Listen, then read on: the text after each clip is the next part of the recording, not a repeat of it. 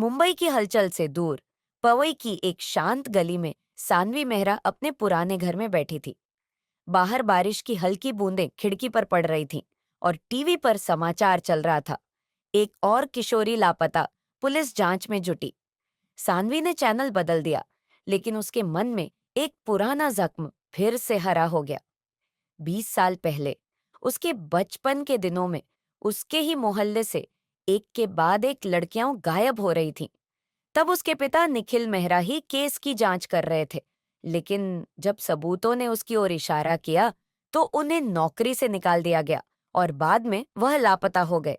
सानवी अब एक प्रतिष्ठित मनोवैज्ञानिक थी, लेकिन बचपन की यादें उसे आज भी डराती थीं। राहुल, जो एक लेखक था, हमेशा उसका सहारा बनता।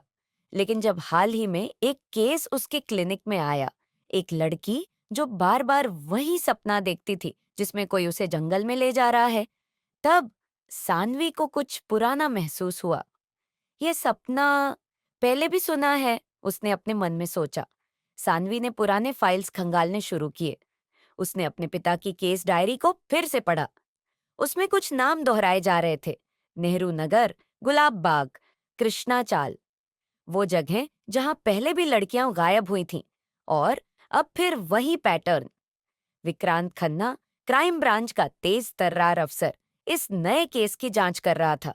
उसने सानवी से संपर्क किया। आपका अनुभव हमें मदद कर सकता है, उसने कहा।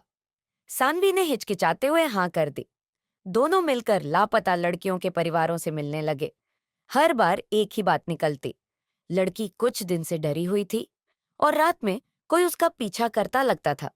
एक दिन एक किशोरी की लाश पास की झील में मिली।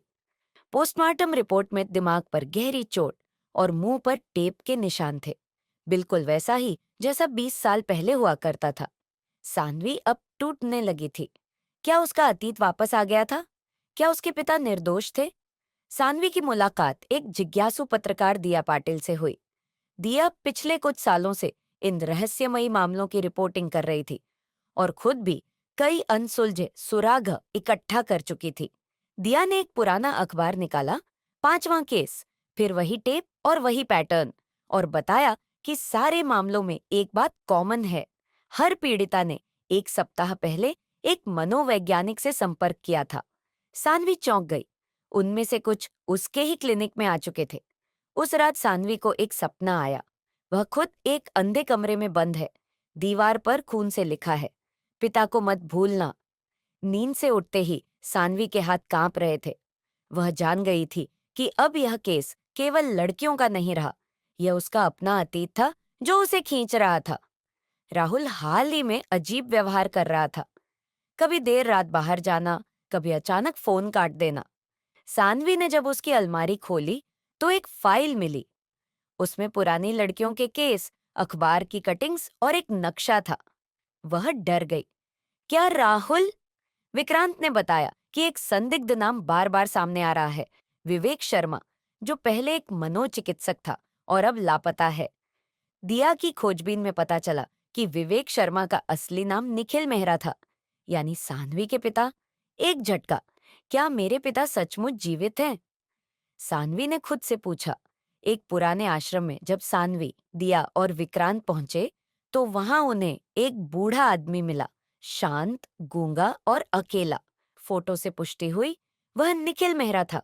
लेकिन उसके चेहरे पर कुछ और था, ऐसा जैसे वह जानता हो कि अगली लड़की कौन होगी। निखिल मेहरा यानी सानवी के पिता को देखकर सब सन्न रह गए। विक्रांत ने उसे थाने में लाकर पूछताछ की, लेकिन निखिल बोल नहीं सका। उसके गले पर पुराना जख्म था जिससे उसकी आवाज चली गई थी। दिया ने मेडिकल रिपोर्ट निकलवाई। यह जख्म करीब 18 साल पुराना था और यह किसी ने जानबूझकर किया था।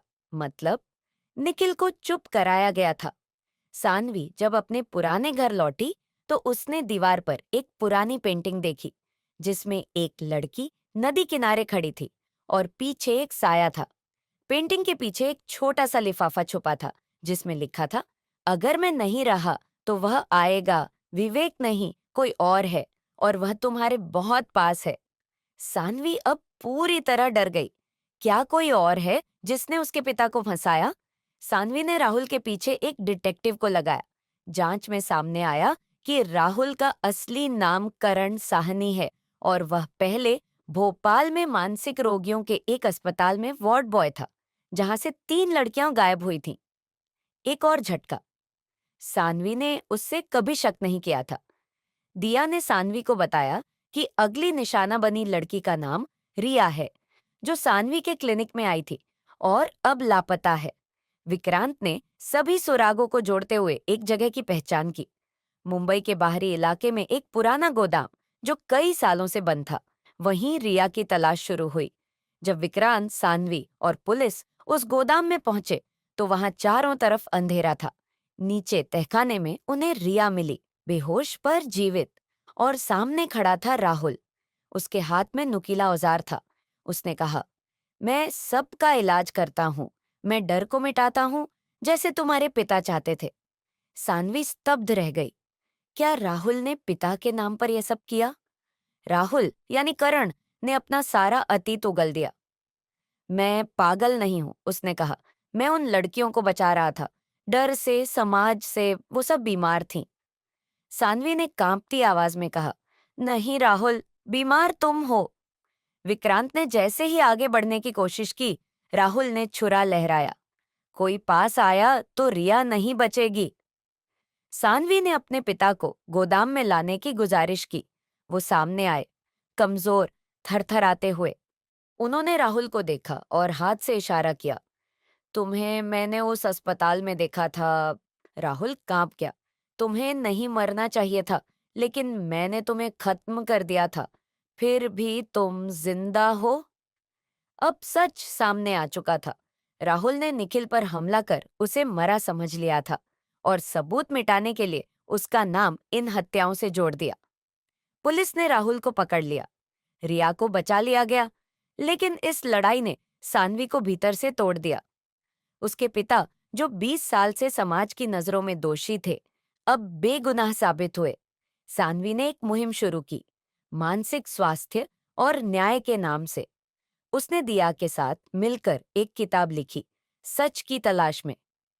पिता को मानसिक स्वास्थ्य केंद्र में इलाज दिलाया गया और कुछ महीनों में उनकी आवाज भी लौट आई। मुंबई की सुबह अब वैसी नहीं रही।